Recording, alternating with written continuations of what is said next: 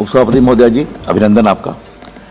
ये बिल हम क्यों लाए, ये पहले ऑर्डिनेंस था। मैं बहुत सरल भाषा में बता देता हूं, आपका स्वयं का बहुत अनुभव है इस मामले में।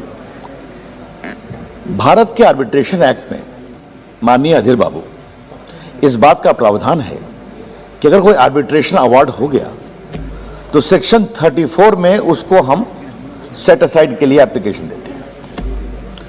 उसमें एक प्रोविजन है कि if it is in conflict with public policy which means induced by fraud or corruption, the arbitration agreement or the award, that is in substance of public policy. उसमें morality का भी जिक्र है।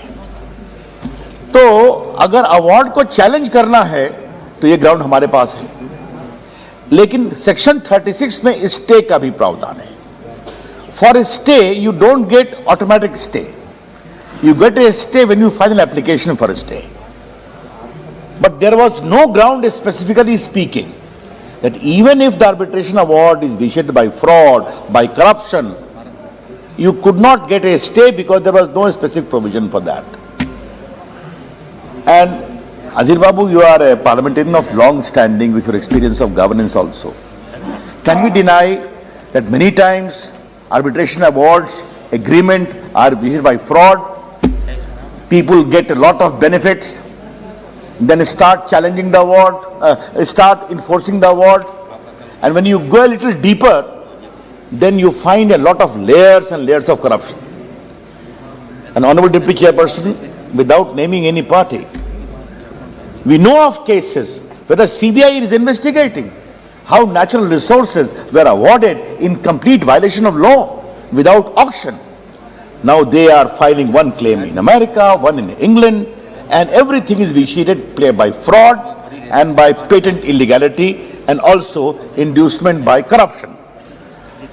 Therefore, we have done a very limited modification in this, Honorable Adhir Babu, and that is this, that if the court is prima facie satisfied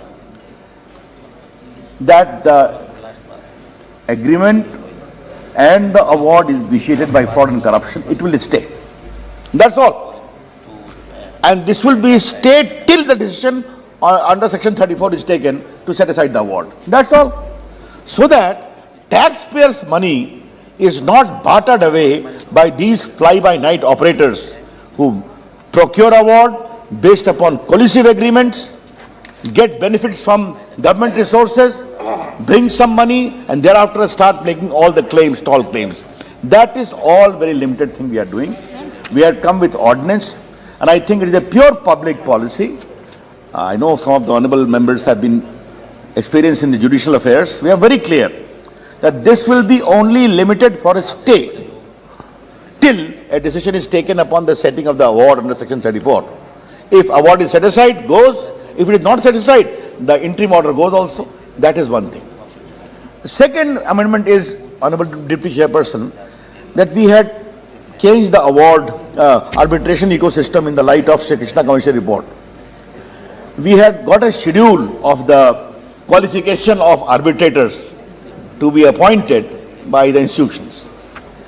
A view was taken by the eminent member from the judiciary and others, arbitration community, that since you are promoting institutional arbitration, let the Arbitration Council of India by regulation decide as to who will be the arbitrator, what shall be their qualification. And I think it is a very fair feedback we got. Therefore, instead of having scheduled, by regulations the Arbitration Council of India will frame the eligibility etc. of arbitrators. That's all.